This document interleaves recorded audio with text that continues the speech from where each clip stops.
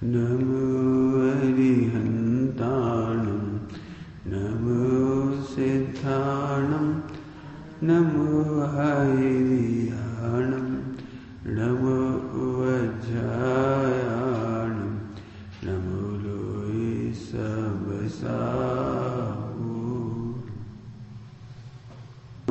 मंगलकरं वीतराग विज्ञान नमो ताय जाते अरिहन्तालिमा करि मंगल करि होम ग्रंथ करन को काज जाते मिले समाज सब पावे निज पद राज।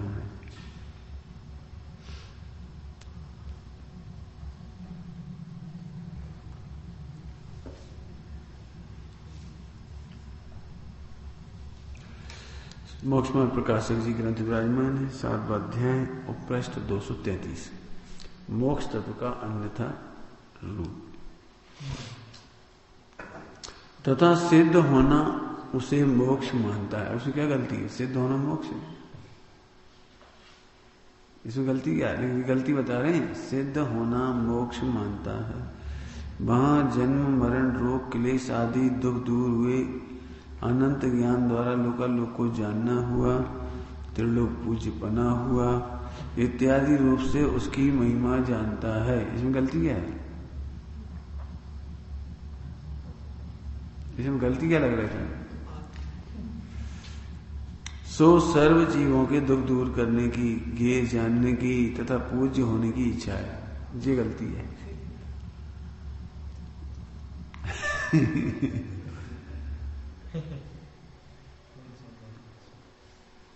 त्रिलोक पूज्य, तुम्हें भी तो पूज्य होने की इच्छा होती है। तो तुम जैसे तुम पूज्य होना चाहते हैं, हमें 10 लोग जानते हैं, उन्हें 20 लोग जानते हैं, उन्हें 100 लोग जानते हैं, उन्हें सब लोग जानते हैं। तो तुम्हारी क्वालिटी है ना जो सर्वज्ञ बनेगी और पूज्य बनेगी, वो उस क्वालिटी की है, इसलिए गलती हो रही है। तुम भी सबको जानना चाहते थे, तुम्हें सर्वज्ञ की कीमत ऐसे लगती है। अच्छा अच्छा, तुम 1 लाख फोन नंबर जानते हो? अच्छा 2 लाख, 5 लाख, अच्छा तो वो भी जानते हो। अच्छा वो सबको जानते, ठीक है ठीक है। कैटेगरी समझिए, गड़बड़ कहाँ हो गई? हाँ, सो सर्व जीवों को दुख दूर करने की इच्छा होती है, तो उसको लगता है उनका जन्म मरण का दुख दूर हो गया। ये भी दुख दूर करना चाहता था, उनका दुख दूर हो गया। मतलब क्या टोटा मजी ने पकड़ा है? बताओ, ऊपर की 2 पंक्तियों में क्या गड़बड़ है?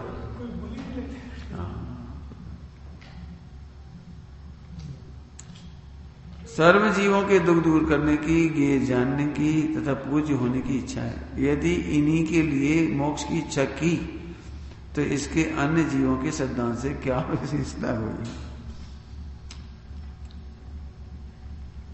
मोक्ष के नाम पर तुम 3 चीज चाहते हो। एक तो सब हमें जाने, हम सबको जाने, सब हमको जाने, पूजे, और हम सबको जाने हैं, और जन्म मरण का हो जाए, दुख दूर हो जाए। तो 3 बात हम चाहते हैं। अब टोड़ा में जिसको खुलासा करते, तथा इसके ऐसे भी अभिप्राय है कि स्वर्ग में सुख है, उससे अनंत गुना सुख मोक्ष में है। बहुत कड़क होने ऐसी बात कोई लिखना ही नहीं पाएगा, सोच नहीं पाएगा। ऊपर क्या लिख दिया? 3 बातें लिखी थी उनकी सिद्धों की, सही लग रही थी ना? टोटल जी ऑपरेशन कर रहे हैं, हम समझ गए, तुम कैसे सोच रहे हो?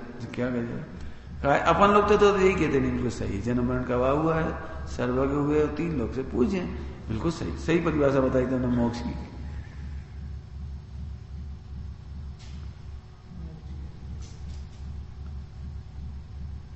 ठीक है, तो वहां से पकड़ो ना। फिर अन्य मतावलंबी हो, तुम्हारे में क्या मतलब फर्क पड़ा? ये कह रहे हो? देखो तो क्या लिख रहे हैं। यदि इन्हीं के लिए तुमने मोक्ष की इच्छा की, तो इसके अन्य जीवों के सिद्धांत से क्या विशेषता हुई? अन्य जीव माने अन्य मतावलंबी, अन्य धर्मी लोग, अन्य समाज के लोग, वो भी 3 बातें सोचते। तुम थोड़ा देखोगे ना, तो अन्य मतावलंबी भी अपने भगवान को सर्वज्ञ कहते, अन्य मतावलंबी भी अपने भगवान को अनंत सुखी कहते, अन्य मतावलंबी भी अपने भगवान के जन्म मरण को नहीं मानते। अन्य मतलब मैंने जो 3 विशेषता तुमने बताई ऐसी तो भी बता रहे, लेकिन उनका सर्वज्ञ उन्हीं से पूछ लो, वैसा नहीं है जैसा हमारा है। उनका सर्वज्ञपना हमारे जैसा नहीं, जैसा उनका मानते। अब उनकी तो उन्हीं से कहानी से पता लग जाएगा कि उन्हें कुछ पता ही नहीं। उनकी सर्वज्ञता तो उन्हीं के ग्रंथों से खंडित हो जाती है, समझ गए? कथा साहित्य से ही पता लग जाएगा कि उन्हें कुछ पता नहीं लगता। तो उनकी सर्वज्ञता अपनी सर्वज्ञता में अंतर है, इतनी बात तो है। अब आगे इसके ऐसा ही अभिप्राय है कि स्वर्ग में सुख है, उससे अनंत गुना सुख मोक्ष में है। सो इस गुणाकार में वह स्वर्ग मोक्ष सुख की एक जाति ही जानता है। ये गड़बड़ ये हो गई, एक जाति जानता है। यहाँ स्वर्ग में इंद्रिय सुख है तो मोक्ष में से अनंत गुना सुख है।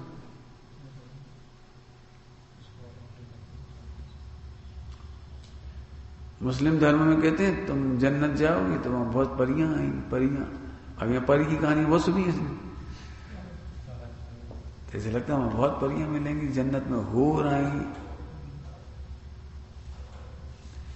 मैंने ओसामा बिन लादेन कौन पकड़ा गया था, क्या नाम था, कासिम क्या काम, क्या कसा से पूछा तुमने क्यों भर्ती हुई, तो वही हमने कभी जिंदगी बिरयानी नहीं खाई। और वहां उन्होंने कहा कि यदि तुम मर जाओ खुदा के लिए तो वहां पे बिरयानी मिलेगी। हाँ, यहाँ कभी बिरयानी खाई नहीं। 9वीं-10वीं नंबर का लड़का था, गरीबी थी, घर में झोपड़ी में रहते थे, गरीब आदमी, कभी बिरयानी देखी नहीं। तो उनका क्या स्वर्ग में जाओ खूब बिरयानी मिलेगी, जन्नत में चले जाओ। तो कैसे जाए, काफिरों को मार खुदा खुश, तो जन्नत चले जाओ। मैं ऐसा बता कर उसको ऐसे बरगलाया जाता है। उनकी तो वे जाने लगे हम इंद्रिय सुख से ही कल्पना करते जी।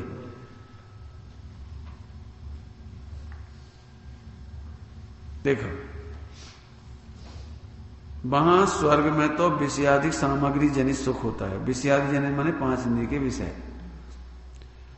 ठीक है।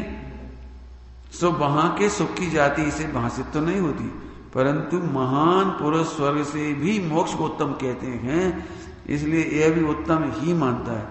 जैसे कोई गायन का स्वरूप ना पहचाने परंतु सभा के सर्व लोग सराहना करते हैं, इसलिए आप भी सराहना करता है, उसी प्रकार ये मोक्ष को उत्तम मानता है। मानता है मैंने निर्णय नहीं है, मोक्ष का निर्णय नहीं है, बहुत सूक्ष्म बात लिखी है।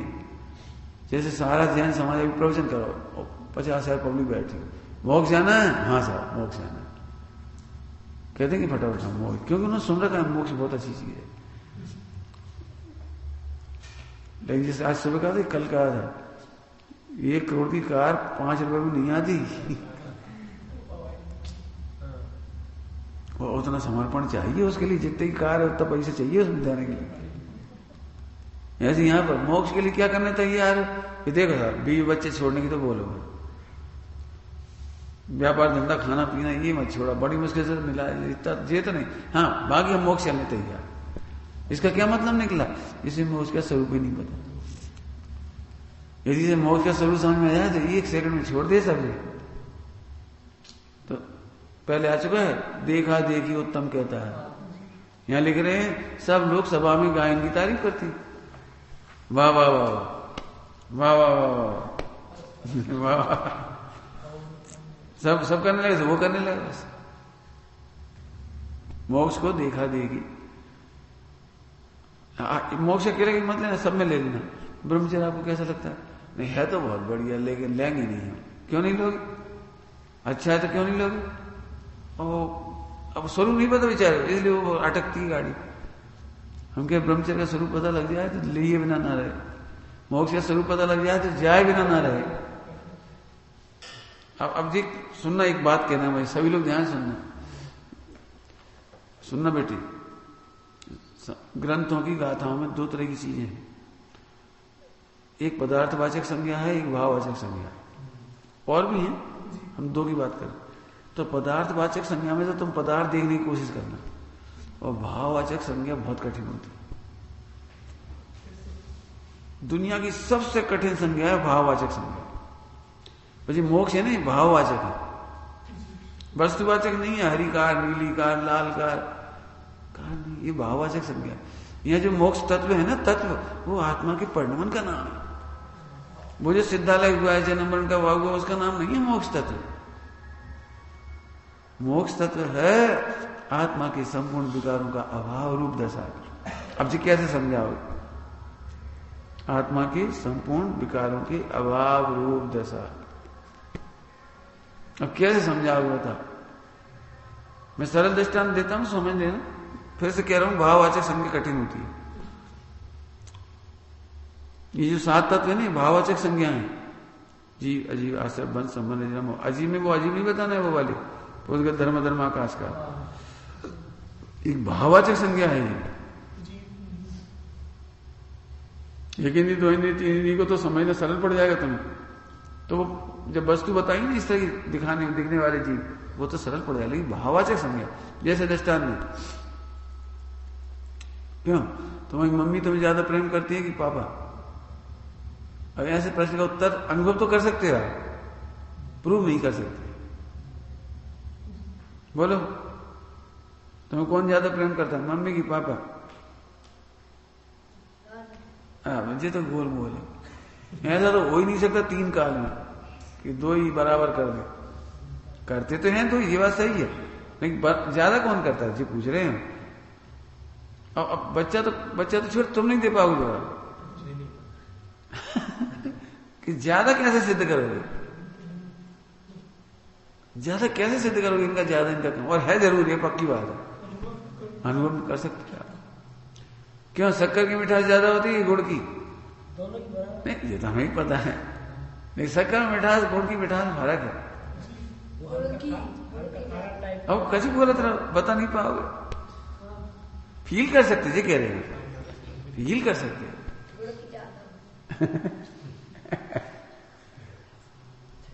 तो फील कर सकते हो, लेकिन विवरण नहीं। इसीलिए ये समय सार पढ़ना सबसे कठिन है। भाव है, नहीं तो सम्यक दर्शन हो ही जाता है। जब तुम 7 तत्व पढ़े तो सम्यक दर्शन हो ही जाता है, लेकिन वो हम शब्द पकड़ते हैं, भाव तो पकड़ते नहीं। बहुत मेहनत हुई इसमें, बहुत मेहनत हुई। सम्यक दर्शन के नाम पे बहुत परेशान हुए हैं, नाना प्रकार के कथन है सम्यक दर्शन के बारे में। फिर हमने कहा ये होगा कैसे? तो तब जाके हम द्रगुण पर्याय भी जाके स्थिर हुए कि नहीं, अब हम वहां से सोचने नहीं, हमें तो द्रगुण पर्याय सोचना। ना हमें ये सोचना कि रोमांच होता है, ना हमें सोचना खूब अति आनंद होता है, ना हमें सोचना रमण करता है, ना हमें सोचना गहरे गहरे डूब जाता है। डूब वो कुछ नहीं जाता, कुछ नहीं डूबता, सब शब्द झूठी। इसके लिए बहुत अच्छी भाषा है, जे ही जहां साधक है ते ही तहां बाधक है। मैंने हम जितने गुण भेद पर्याय भेद चर्चा करके साधक मैंने भी साधक है, और उनमें पड़े रहोगे तो बाधक है। क्या कह रहे? जो साधक लग रहा है ना, वो ही बाधक है। भाव भाषण करोगे तब तुम कुछ और ही लगेगा। जब भी आपको भावात्मक आनंद आता है ना, भावात्मक, तो एक शब्द निकलता है, हम बता नहीं सकते क्या बताएं, बस अब शब्द ही नहीं करें क्या। ले हम समझ गए, तुम कुछ समझ गए, प्रवचन रोज समझ में आते हैं, लेकिन कभी कभार जो भावासन होता है ना, और ये हाल से मजा आ गया, ये अपने आप निकलता है।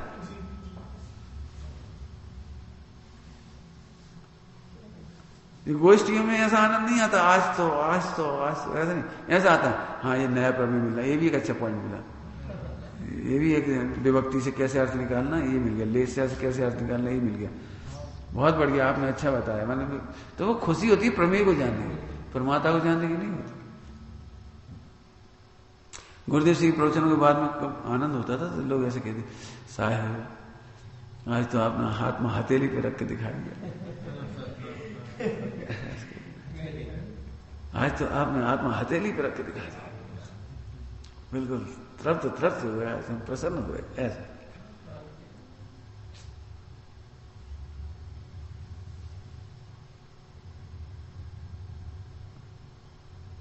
तुम्हारी मम्मी कैसी है, वर्णन करो। ठीक तो है, वर्णन करो। अब कितना कठिन पड़ता है अपनी माँ की अभिव्यक्ति देना। कैसे कठिन पड़ती है शब्द। अब आप बोल के बता दो, उन्हें कितना मुश्किल पड़ता है उनके एक एक शब्दों को डिजाइन करना, शब्द देना कितना कठिन। ऐसे आत्मानुभूति को शब्द देना बहुत कठिन, बहुत कठिन। कठिन नहीं, हम तो कहेंगे असंभव है। बचपन की याद हो, पिक्चर टॉकीज में जाते थे लड़के लोग, तो आगे स्टोरी सुनाते थे, अरे क्या तू जरूर देख, क्यों क्या है उसमें, ऐसा ऐसा है।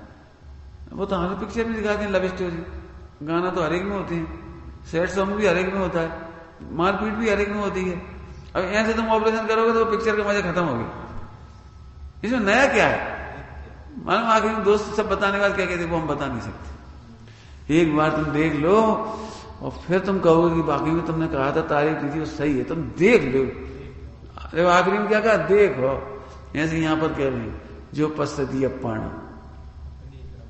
पश्चती, पश्चती माने देखता है, देखता है, सुनता नहीं क्या है। जो सुनती, सुनती माने वो सब प्राकृत में जो तुम्हारा बन जाए।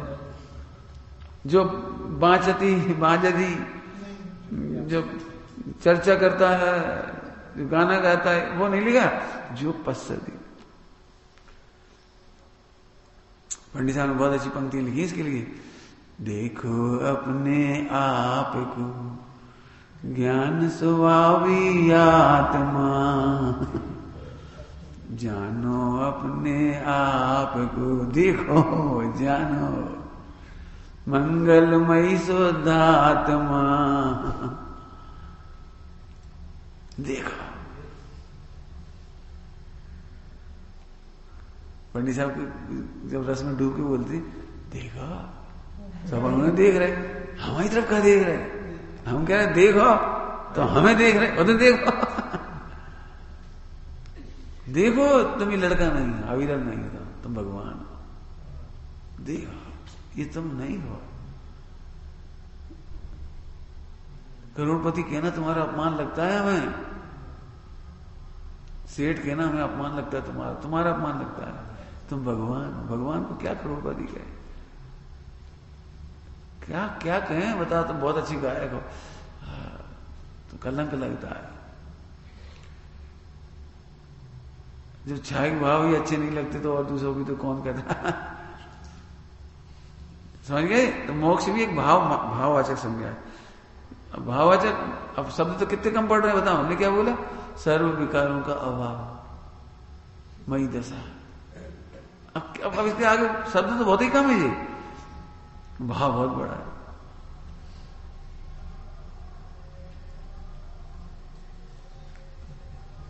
₹1,00,000 का इंजेक्शन आ रहा है, दृष्टांत, ₹1,00,000 का इंजेक्शन, 1,00,000 हमें नहीं चाहिए, बहुत महंगा 1,00,000। सुनो तो फिर अनंत काल तक कोई भी बीमारी नहीं होगी। अजी समझ गया, कोई बीमारी नहीं होगी मतलब फिर कंफर्म करने के लिए पूछते क्या हार्ट अटैक नहीं होगा, हाँ, सर्दी जुकाम नहीं, और जन्म मरण, अरे वो भी, अरे तो बोलिए आ गया। क्यों क्यों? ₹1,00,000 में सारे रोग मिट रहे, अनंत काल कोई रोग नहीं होगा। अब समझ में आया, ऐसे सर्व विकारों का होगा। समझाना तो कठिन है, अभी हम उसको बताने जाएंगे तो हमें भी मुश्किल पड़ेगी। हम समझ में तो आ रही, लेकिन हम कैसे समझाएंगे? क्यों? मोक्ष में क्या होगा? अब एक ही दृष्टांत दे दे, समझ लो तो समझ लो। अनंत विभाग का अनंत विभाग, सुना, या तुम्हें कोई गाली देता है तो तुम्हें कैसा लगता है कि पेशेंस नहीं रहता?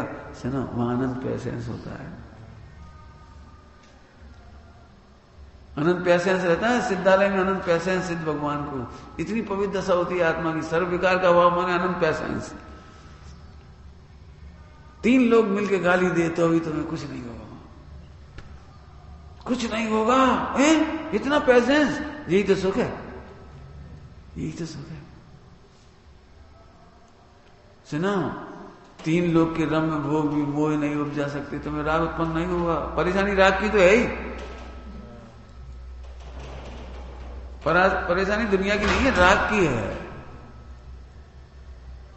तुम्हें क्या की परेशानी है? यदि राग नहीं हो तो क्या करेगी टीवी, क्या करेगी दुनिया, क्या करेंगे सुंदर स्त्री पुरुष, मकान दुकान पैसा, विषय से भोग कौन क्या करेगा इसे? राग की तो समस्या, सुनो अनंत काल राग नहीं होगा,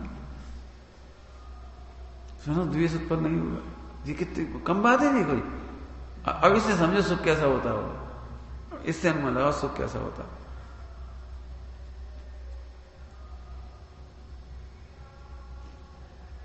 मैंने शब्द कम पड़े, बताओ आप समझो तुम्हें तकलीफ क्या क्या है यहां पर, वो ही वहां नहीं है। अरे जहां शरीर ही नहीं है तो रोग आदि कैसे होंगे, जन्म मरण कैसे होगा, बुढ़ापा कैसे होगा, और गोरे काले का कौन दुखी करेगा, क्या कर गया, यह सब ऐसा नहीं होगा, कुछ भी तो नहीं होगा। अब ऐसे मोक्ष कुछ सुनना चाह रहे टोटल में से, वो नहीं सुनना चाह रहे, सुनी सुनाई। त्रिलोक पूज्य हैं, सर्वज्ञ हैं, लोग को जानते हैं, और जन्म मरण का अभाव हो गया है, ये नहीं सुनना चाह रहे टोटल में। तो मोक्ष तत्व को जानते हो, आत्मा की समस्त विकारों से रहित अवस्था। अभी तुम्हें किस बात का दुख है, मर जाए मर जाएंगे, मर जाएंगे, मर न जाए मर न, कोरोना का डर थोड़ी लोगों को, क्या डर है, मरने का। आज कोरोना के डर है, उसके पहले HIV एड्स से डरा रही थी, उसके पहले फला डरा रहा था, उसके पहले कोई बर्ड फ्लू आई थी वो डरा रही थी। जी बेचारा डरते ही रहेगा, क्यों जी? भाई से मुक्त कब होगा बता दो, बता कब जाएगा भाई से मुक्त? चलो हम कोरोना की ये वैक्सीन आ गई तो कोई मोक्ष नहीं होगा, जिस कह रहे हैं कोरोना की वैक्सीन आ गई तो वैक्सीन आ गई तो मोक्ष हो गया। आदमी यहां से खुश हो रहा है, बहुत बड़ा काम हो गया, वैक्सीन आ गई। वैक्सीन क्या करेगी? और अभी आज उसी में ये भी लिखा कि यदि कोई 22 दबे कोरोना डेवलप हो गया अपना और विकसित हो गया, कोई विकसित बैक्टीरिया आ गया तो 3 महीने से भी डेवलप करेंगे, करते रहो। सुनो अनंत काल बीमारी नहीं होगी, सोचो तो जरा। अभी तुम प्रलय का वर्णन पढ़ो, प्रलय का और पूरा पिक्चर दिखा दिया है प्रलय की, प्रलय समझ गए, ये नष्ट होगा सब, तो दिल दहल जाएगा, ऐसी घबरा जाओगे आप।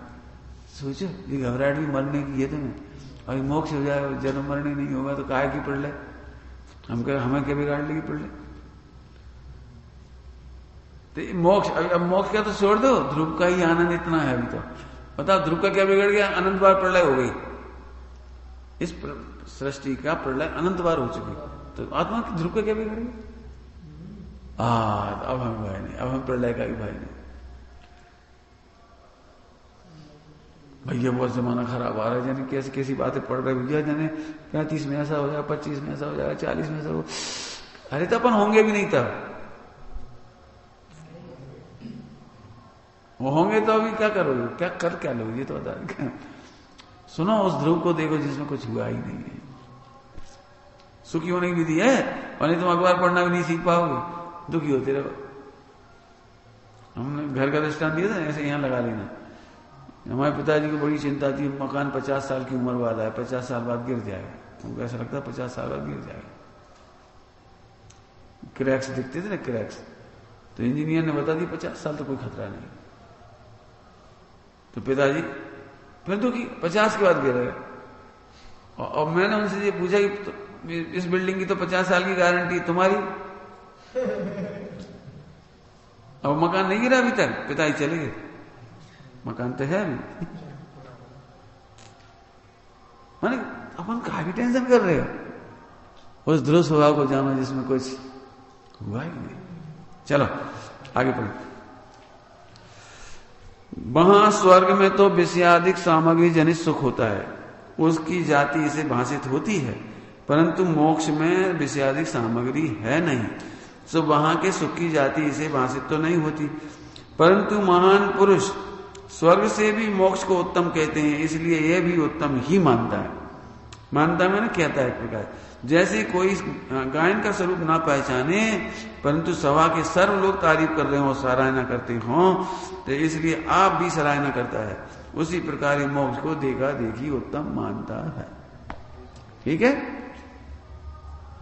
शास्त्रों में पढ़ा है उत्तम है तो उत्तम है, बस। बहुत सारे दृष्टांत मिल जाएंगे आपको इसके। यहां में कहता है शास्त्र में तो इंद्रादिक से अनंत गुना सुख सिद्धों के प्ररूपित किया है, लो, अब शास्त्र में लिखा है इंद्रों से भी अनंत गुना सुख सिद्धों के होता है। एक दिन पीछे दे दो।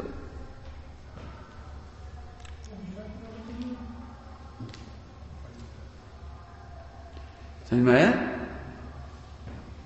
देखो उत्तर, जैसे तीर्थंकर के शरीर की शोभा प्रभा को सूर्य प्रभा से कोटि गुनी गई, करोड़ों सूर्य, ठीक है, वहां उनकी एक जाति नहीं है, एक जाति नहीं है। सूर्य से करोड़ों सूर्य जैसा प्रकाश भगवान के शरीर से निकलता है। तो तुम ऐसे ऐसे नहीं देखने लगना कि भगवान के सामने ऐसे ग्रंथ खोल के पढ़ने लगो। क्यों? जब एक सूर्य प्रकाश में पढ़ सकते हैं तो करोड़ों सूर्य का प्रकाश भगवान से होता है, तो फिर आंखें चकाचौंध नहीं जाएंगी क्या? तो ऐसा अर्थ नहीं लेना। परंतु लोक में सूर्य प्रभा की महिमा है। देखो, सूर्य प्रभा की महिमा है, ये भाववाचक है। उससे भी अधिक महिमा बतलाने के लिए उपमा अलंकार करते हैं। अब कैसे समझाए? उपमा अलंकार ऐसे समझाया जा सकता है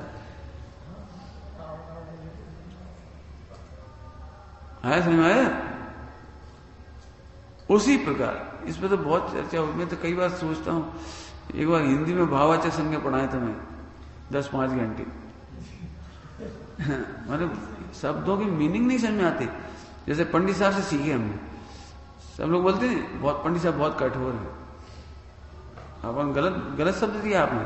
पंडित साहब कठोर नहीं है, वे दृढ़ है, दृढ़। मुझे बहुत कठोर जीवन जीते हैं। मुझे कठोर जीवन नहीं जीते, दृढ़ता पूर्वक संयम का पालन करते से दृढ़ जीवन जीते। अब बोलो शब्दों में कितना फर्क पड़ा?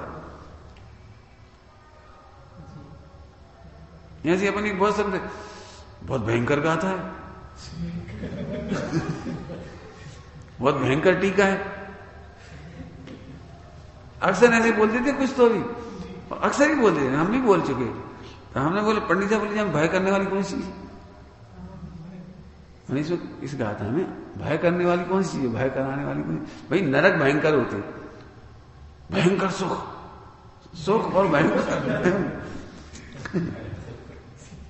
अरे भाई शब्द तो सही बोलो। आप ये बोले दर्शन वर्शन करने गए थे, इसका मतलब आपको दर्शन शब्द की कीमत ही नहीं पता।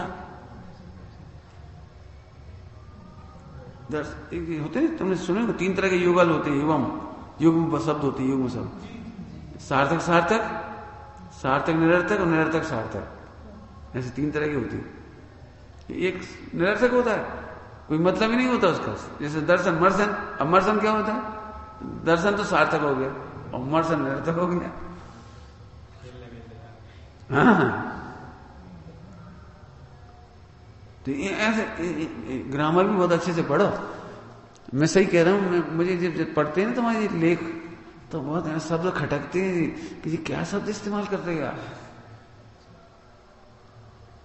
एप्रोप्रिएट वर्ड होना चाहिए। भाववाचक संज्ञा के लिए अलग अलग शब्द हैं। क्यों? स्मित क्या होता है? स्मित मुस्कान, हंसना, कह कहा, हास्य, अट्टहास। अब देखो, अब कितने सारे शब्द हैं इस ऑटो संबंधी, हंसने संबंधी। अब कौन सा शब्द कहां प्रयोग करोगे? भगवान की मुद्रा को देख के सौम्य नहीं कहेंगे भगवान बहुत हंसमुख है। बोलते हैं लोग भगवान बहुत हंसमुख है जी, भगवान बहुत अच्छी लग रही है, ये बहुत हंसमुख है। अरे हंसमुख कैसे हुए? हाथ से तो कसाय है, सौम्य है। इसलिए मैं कभी कहता हूं तुम लिखा करो, तो लिखोगे तो हम तुम्हें शब्द बताएंगे इसी का, इस शब्द का इस्तेमाल करो, शब्द सुधरेंगे आपको। मोक्ष में भयंकर सुख है। भयंकर का मीनिंग क्या होता है? भय करे। तो क्या भय कर रहे?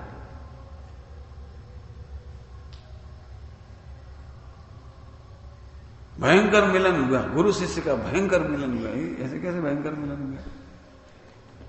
गुरु शिष्य का कैसा मिलन होगा बताओ? गुरु शिष्य के मिलन के लिए कौन सा शब्द हो गया? पति पत्नी के मिलन के लिए कौन सा शब्द दोगे? भाई बहन के लिए कौन सा शब्द दोगे? पिता पुत्र के मिलने के लिए कौन सा शब्द दोगे?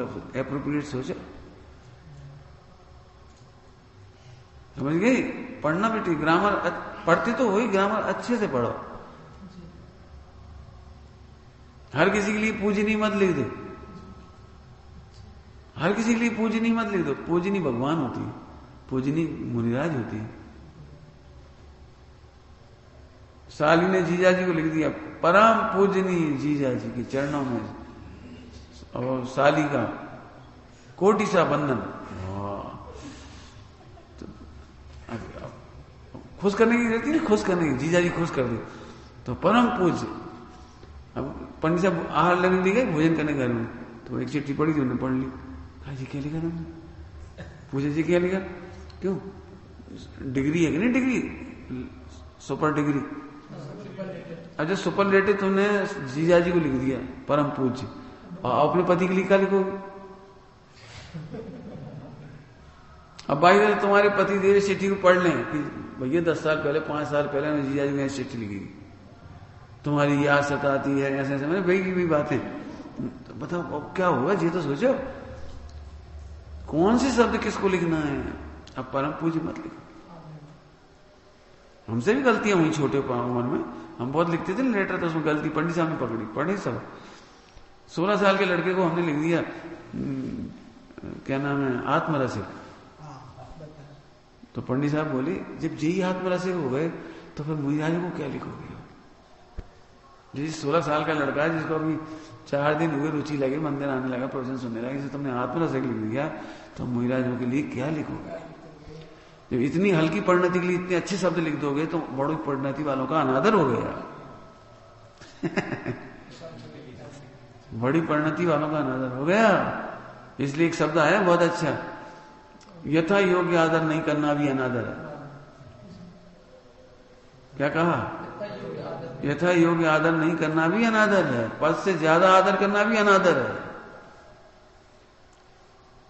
क्या कह रहे? पद से ज्यादा। ब्रह्मचारी जी को नमोस्तु बोल दो, अनादर है।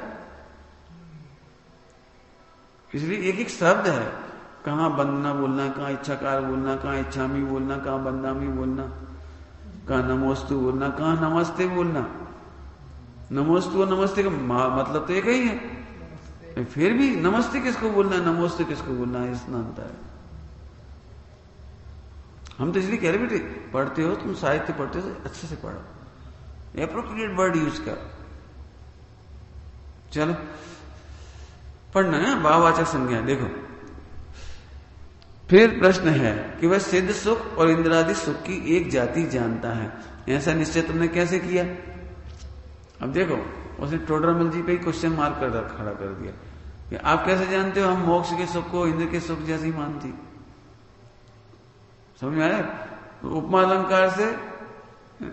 अलंकार से सिद्ध कर दिया था कि हमने तो उपमा दी थी। ये उपमा भी जरा ध्यान से सुनना बेटी, अनुभूति के लिए भी उपमा देती है, लेकिन उपमा में नहीं अटकना।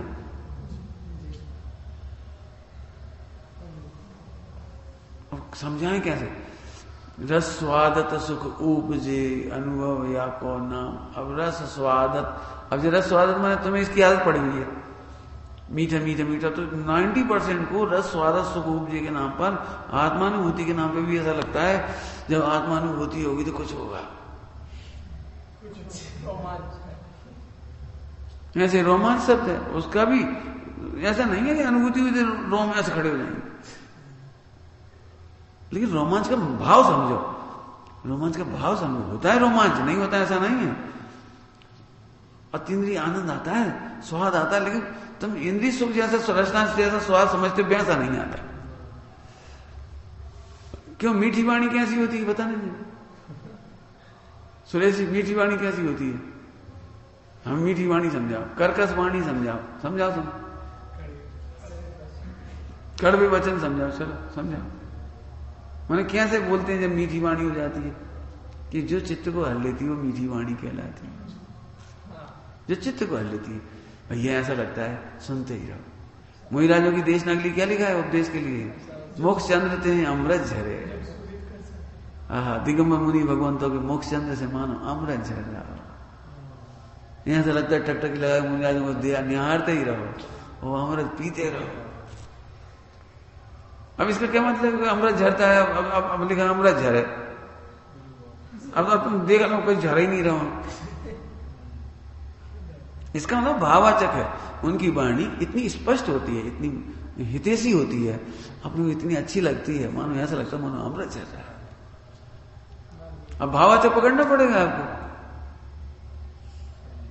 मैं शब्द नहीं पकड़ना, पॉइंट पकड़ो। स्वामी जी इसको एक बात कहते थे, शब्द में लक्ष्य नहीं बनना, शब्द में लक्ष्य नहीं बनना। यदि ऐसा कहा जाए आत्मा की अनुभूति के काल में देह भिन्न पड़ जाती है, तो भिन्न पड़ जाती है मतलब माने देह भाषण नहीं होती, देह दिखती नहीं है, मैंने उसको भाववाचक समझ, देह भिन्न पड़ जाती है। हाँ, राग ऊपर ऊपर तैरता है, क्या मतलब? कहीं ऐसे तैर रहा है नदी जैसे करते, ये बहुत कठिन कठिन शब्द है। ऊपर ऊपर तैरता है, ऊपर तैरता है माने अत्यंत भिन्न भाषित होता है, भाषित होता है बस।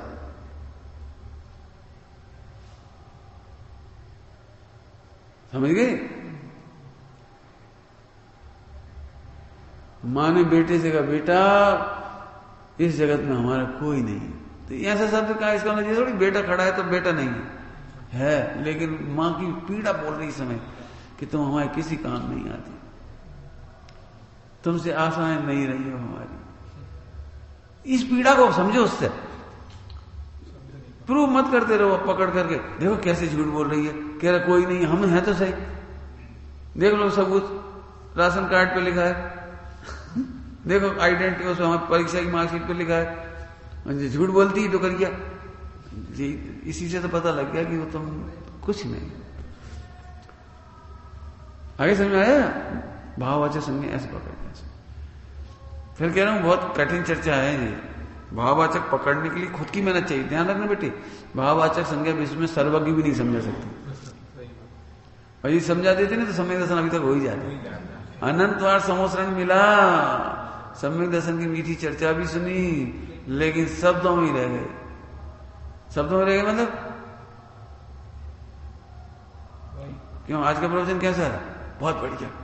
झूठ बोलते हो? बहुत बढ़िया। पंडित साहब कहते हैं जिस दिन प्रवचन अच्छा लगेगा ना तो कहने को भी नहीं रुकोगे, बहुत बढ़िया। समझ गए? समझे तो समा गया, कहने को भी नहीं रुका। समझा? जिस दिन अच्छा लगेगा। अभी तो तुम खुश करने के लिए कहते पंडित आज का प्रवचन बहुत बढ़िया, आज का प्रवचन, आज हम पूछा क्या अच्छा लगा, अरे जी वाला पॉइंट नया आया, तम कंस कभी नहीं समझे थे। नहीं पंडित आज के प्रवचन में बहुत खुलासा हुआ, इतनी हमने पहले नहीं सुनी थी, इतनी पहले नहीं सोची थी, जिसमें तो आपने कमाल कर दिया, जिसका ना तुम्हारी नजर प्रमेय पे है, गायक पे नहीं है। हम समझ गए, कुछ नहीं समझे था, कुछ नहीं समझे। पंडित साहब इसलिए आप कहते ना पंडित साहब नाराज हो जाते, नाराज नहीं हो जाते, वे साफ कह रहे तुम नहीं समझे कुछ, अहंकार है तुम कुछ नहीं समझे, तुम्हें समझने का भी अहंकार है कि हम ज्यादा समझते हैं। पंडित साहब इसलिए कहते हैं हुआ क्यों तुम भाववाचक संज्ञा नहीं पकड़े।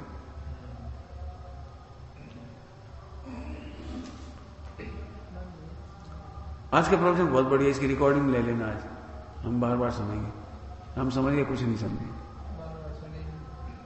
तुम्हें कुछ ऐसे 2-4 पॉइंट होंगे जो बार बार सुनने लायक लग रहे हैं, लेकिन बारंबार देखने लायक क्यों नहीं लग रहा? प्रवचन का जो विषय वो शुद्ध आत्मा है, भगवान आत्मा, वो देखने लायक क्यों नहीं लग रहा? खोटा दृष्टांत दे रहे, जल्दी समझ में आओगे, अच्छा भी दे सकते हैं, इसकी बात नहीं, लेकिन खोटा जल्दी समझ में आएगा इसलिए कह रहे। बताओ जिस लड़के को लड़की बहुत पसंद आई, वो जी कहता फोटो दे दे, जिंदगी भर काम आएगा।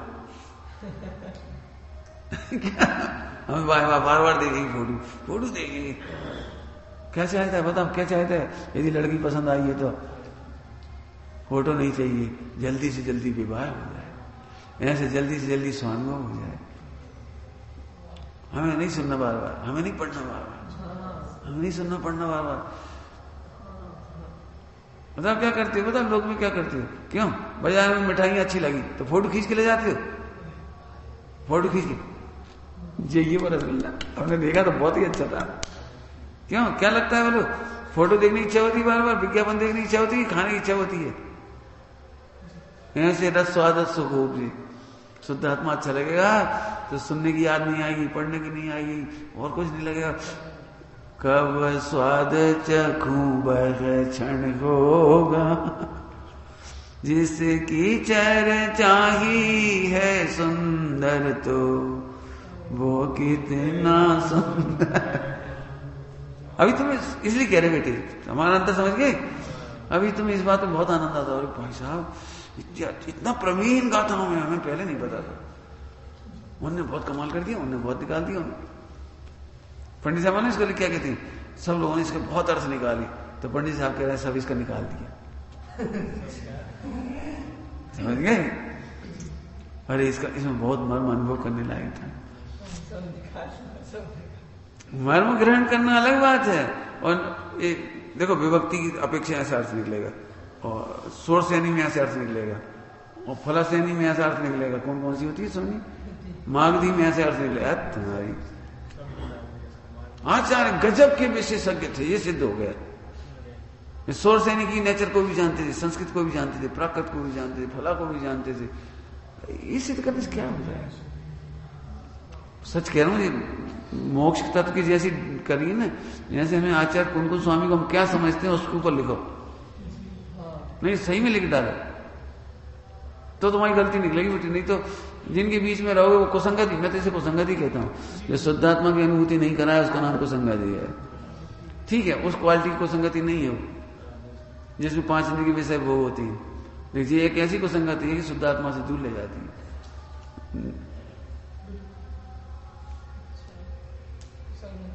हाँ कुसंगति कह रहे हैं, कड़क है बात थोड़ी। देखो एक बात कहूं, तुम खुद सोचो शांति से। मैंने बहुत साल पहले कही थी, अभी 90 के लगभग की बात है। बहुत चर्चाएं चलती थी उस समय भी, बहुत चर्चाएं चल रही थी। मैं उनके नाम नहीं बता रहा हूँ किनकी चलती थी, बड़ी लंबी चौड़ी चर्चाएं चलती थी। तो मेरे सामने जब ये सब बातें आई ना, तो मैंने नहीं गया, सुनने नहीं गया, मैं फालतू बातों में नहीं पढ़ा। तो मैंने उस समय एक बात कही थी, डायरी में लिखी थी। इन सब चर्चाओं को सुनकर ऐसा लगता है मानो सम्यक दर्शन मानसिक व्यायाम का नाम है। क्या कहा? सम्यक दर्शन मानो मानसिक व्यायाम का नाम है। एक मेंटल गेम बन गया, मेंटल गेम। बस ऐसे करते रहो। आप सोचो, हमने बाबूजी ने एक बात लिखी, निष्कंटक पथ में विष्कंटक बोल लेता है। समझ गए? हम तुमसे कह रहे हैं जिस तरह की पढ़ाई चल रही है उससे निष्कंटक पद में विष्कंटक बोल गया। सोचो तो सही। और इसीलिए तुम्हें कॉन्फिडेंस नहीं है, अपने ऊपर भी नहीं है। मैं अभी भी तुमसे पूछूं, अंजन चोर को 1 सेकंड में सम्यक दर्शन कैसे हुआ होगा? नहीं पढ़े थे उसने द्रगुण पर आया तुम्हारे, नए चक्र नहीं पढ़ा था जी, नहीं पढ़ा था उसने कुछ, बताओ कैसे हुआ होगा? और एक नहीं,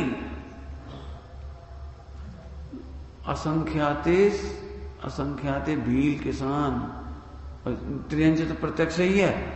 और नारकी, इनको तुम्हारी तरह से व्याख्या और व्याकरण और गणित और कुछ नहीं पता थे उनको, लेकिन उन्हें पता था, उन्हें अनुभव हो गया। और तुम जो नए चक्र कह रहे हो, मैंने जो नए चक्र समझाया ना, नए चक्र जो पढ़ाया, निश्चय नए के 4 और व्यवहार के 4, वो बच्चों की भाषा वाले समझाए। बच्चा भी उन 8 नयों को जानता है, ऐसे समझाया। बच्चे शब्द नहीं पकड़, तुम्हारे नए निक्षेप में नाम नहीं मालूम, लेकिन बच्चा जानता है। मेरी माँ कह रही कि मर जा, तो मरता नहीं है वो जानता है ऐसी ऐसी कह रही, एम नथी, ऐसा नहीं है। मेरी माँ कह रही है मर जा, हड्डी पसली तोड़ दूंगी, बच्चा उसी समय समझ गया अम्मा हड्डी पसली नहीं तोड़ेगी।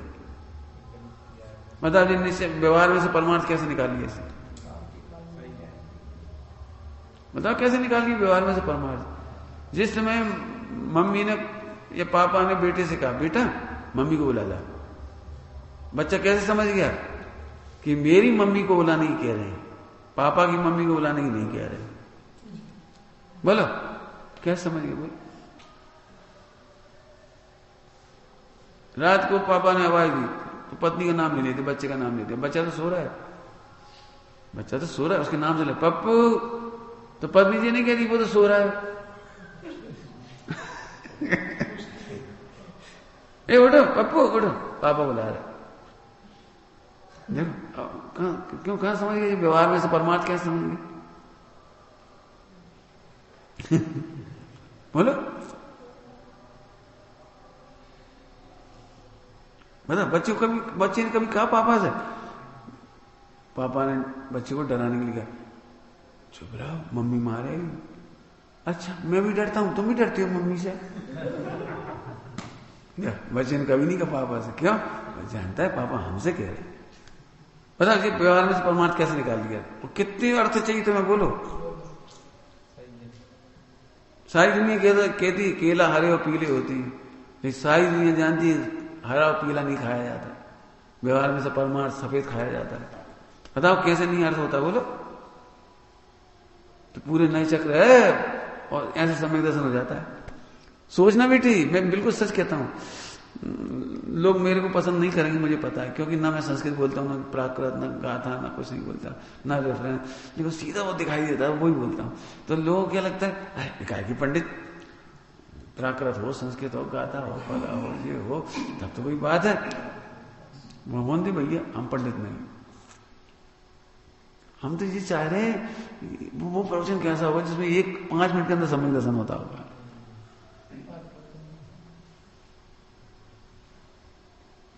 कितना सरल होगा, कितना सुगम होगा। मैंने उस समय पूछा था 90 में, तुम तो जहां ये सिद्ध करो कि सम्यक दर्शन यहां से हो जाएगा कि नहीं। ये शैली जो चल रही है मुझे बहुत चल रही है, हम इसे सम्यक दर्शन कैसे हो जाएगा ये तो बताओ। समझ गए बेटे? हम सचमुच हम फिर कह रहे अजैन से अजैन व्यक्ति को 1 मिनट में सम्यक दर्शन हो सकता है, इतनी ताकत है अंजिन मांडी में। लेकिन वो यहां से पकड़ ली थी, यहाँ साधु लिखा है, यहाँ साहू लिखा है, साहू और साधु में से क्या होगा? उस समय ऐसा चलता होगा। अरे भगवान तुम कहां दूर चले गए? साहू कहा हो तो भी आत्मा को कहा है, और साधु कहा है तो भी आत्मा को कहा है। यथा योग लगा लेना, चौथा गुणा स्नान हो तो सम्यक दृष्टि को लगा देना साधु, कोई दिक्कत नहीं है। साधु साधु समझ गए? साधु साधु बोलती है, प्रशंसनीय काम के लिए भी साधु साधु बोल देती। मैंने शब्द मिले नहीं बन जाना। हमें तो सच में बहुत मजा आ गया, शॉर्ट सर्कट काम। चलो भाई पढ़ो क्या लिख रहे हैं। तथा कर्म निमित्त से, है ना, मिला पैराग्राफ। तथा कर्म निमित्त से आत्मा के औपाधिक भाव से उनका अभाव होने पर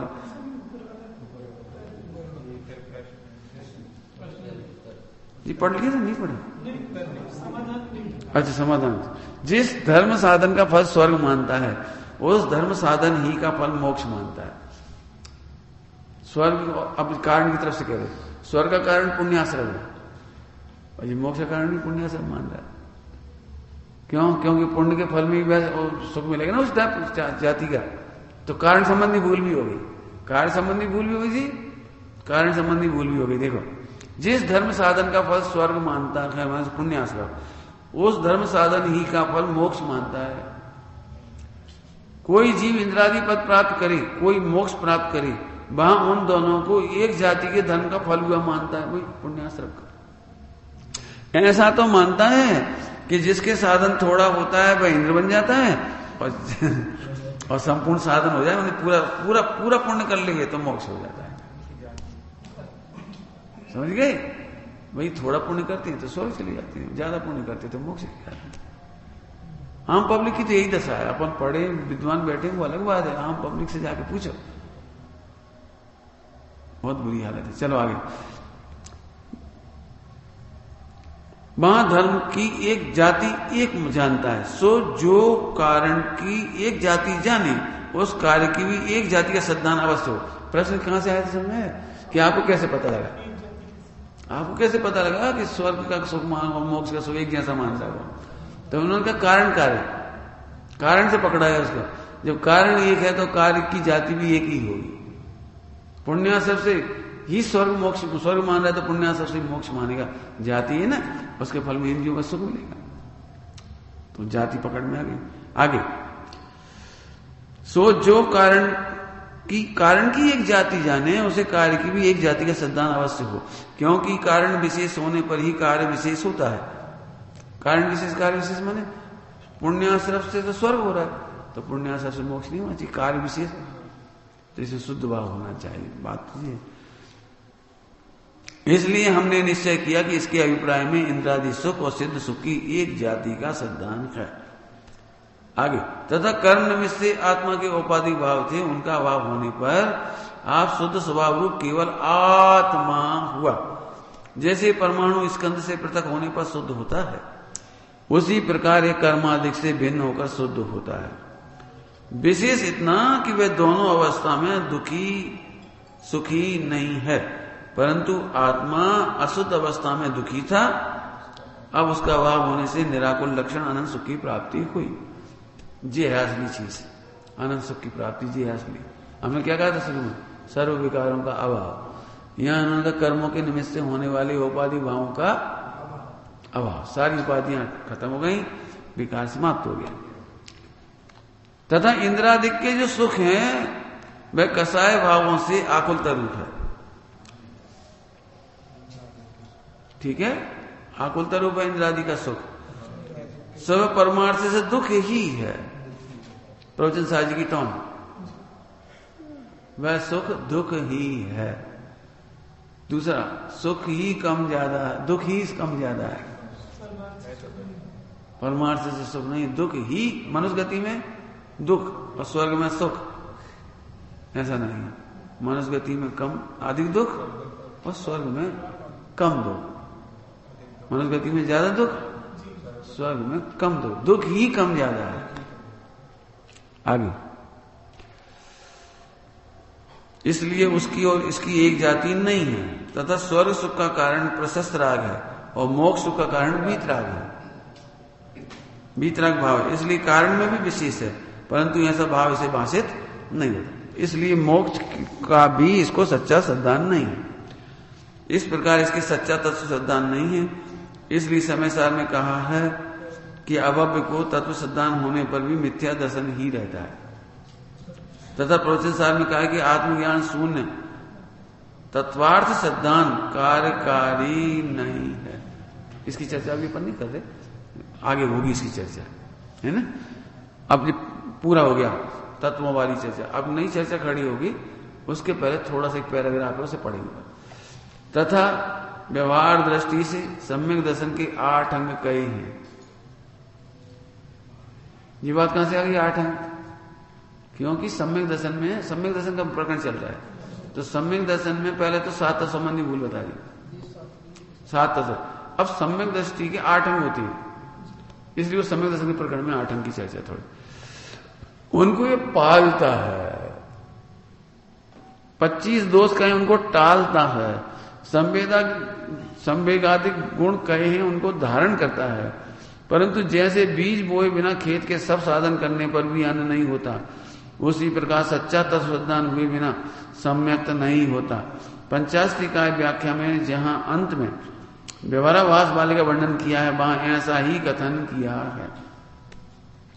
इस प्रकार इसको सम्यक दर्शन के लिए साधन करने पर भी सम्यक दर्शन नहीं होता, साधन करने पर भी नहीं होता। कौन से साधन करता है ये? सम्यक दर्शन कौन से साधन करता है? बाह्य साधन, बाह्य साधन करता है, लेकिन अंतरंग साधन नहीं करता, तो इसलिए इसका सम्यक दर्शन नहीं होता। अभी 8 अंग वगैरह इनको भी बाहर से पालता है।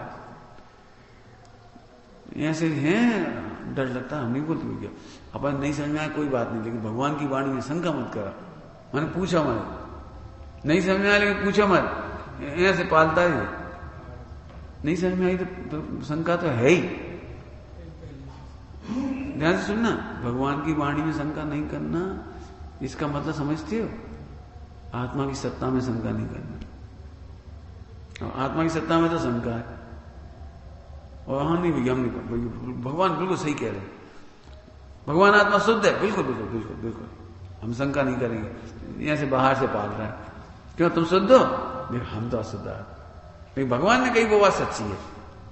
तुझे पता है भगवान ने जो कही वो क्या कही, वो तुमने क्या मानी? पॉइंट समझ में आ रहा कुछ? समझ में आ रहा कुछ? तुम्हें आत्मा की सत्ता स्वीकार नहीं, मैंने शंका है।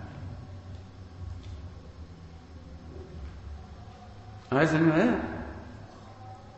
आगे अब इसमें सम्यक दर्शन के 8 हैं। अब कायदे से मुझे चाहते हैं कि जिस टोन में उन्होंने 7 तत्व लिखी उसी टोन में इनकी वर्णन करो। बिल्कुल समाज को पढ़ो, विद्वानों को पढ़ो, सबको पढ़ो और लिखो 8 अंक कैसे पालते हैं। मैंने अपने जीवन देखो ना, अपन 8 अंक कैसे पालते हैं। नहीं भैया उपगुण करते हैं, हम तो उपगुण करते हैं। कैसे उपगुण करती हो, बताना जी। स्थितिकरण कैसे करती हो? इन्होंने एक बहुत अच्छा शब्द लिखा है, जैसे खेत में बीज बोए बिना अर्थात शुद्धात्मा का अनुभव किए बिना 8 अंक नहीं पाल पाओ, नहीं पाल पाओ। देखो भाई क्या अब बहुत हो गई, हम 5 साल से सह रहे, आज तक उपगुण करते रहे, अब हमारी बस की नहीं है। शुद्धात्मा को जाने नहीं, ऐसे ही होगा। जब तुम्हारी तीव्र कसाई होगी तो उपगुण वगैरह सब भूल जाओ।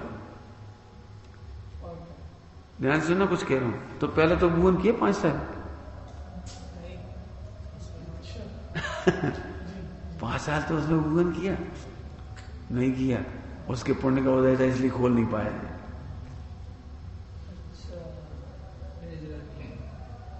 क्या कह रहे, क्या काम है?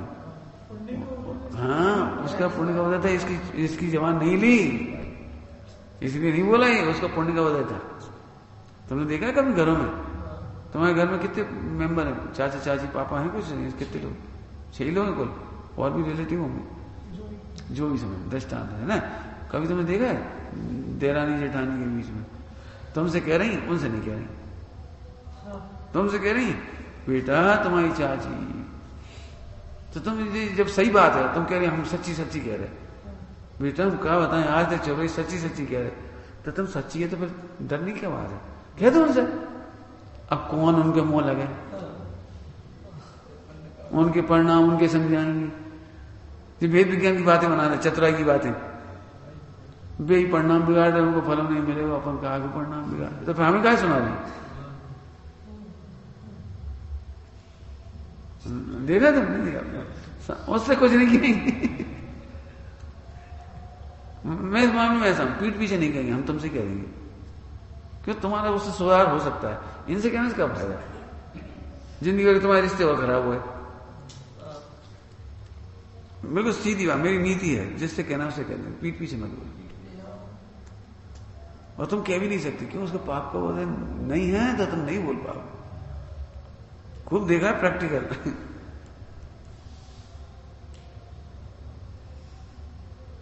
आगे समझ में आया?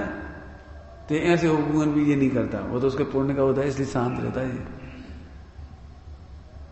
आपने देखा कई बार लोग पूछते बोलो बोलो बोलो बोलो, यार हम कैसे भी कह, अब हम सब जान रहे हैं, हमें सब पता है इनकी, अब बोलो तो हम नहीं बता रहे। अब लाख कहने पर भी नहीं बताता, क्यों नहीं बताता? इसलिए नहीं कि ये बहुत साहूकार है, सज्जन है, उनके पाप पुण्य का उदय बोल नहीं पाए। और पाप का उदय आने पर तुम नहीं भी चाहो ना तो भी निकल जाता है मुंह से। कुछ कह रहे हमने कह दिया, धर्मात्माओं से भी निकल जाता है, भगवान की दिव्य ध्वनि में भी निकल जाता है, भावलिंगी संतों के मुख से भी निकल जाता है, समझ गए? जैसे अब जी पता नहीं क्या जरूरत थी कंस को कि तुम्हारा बहन के बेटे से तुम मारे जाओ, जरूर निकल गई। आहार करने आए थे, आहार करने आए थे और आहार चर्या के बाद जाने लगे। तो बहुत प्रेम कर रही थी उससे, भाभी ननंद से बहुत प्रेम कर रही थी, अच्छा व्यवहार कर रही थी। तो अचानक उन्हें मुस्कुराना आ गई। तो क्यों? देखो जिस ननंद को ये इतना प्रेम कर रही है, इसी का बेटा इसकी विधवा होने का कारण बनेगा। अब क्या कहते चलते बने, अब कितनी बड़ी नाटक नौटंकी हो गई वहां।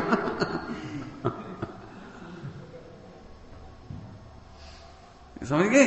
इसका मतलब है यदि पाप का उदय निमित्त बनना होगा तो उनकी भी वाणी निकल जाएगी, और यदि उनका पुण्य का उदय हो तो तुम चाहे करके भी नहीं बोल पाओगे। तो इसका मतलब ये नहीं समझना मैं वाणी करता हूं, ये कह रहे हैं।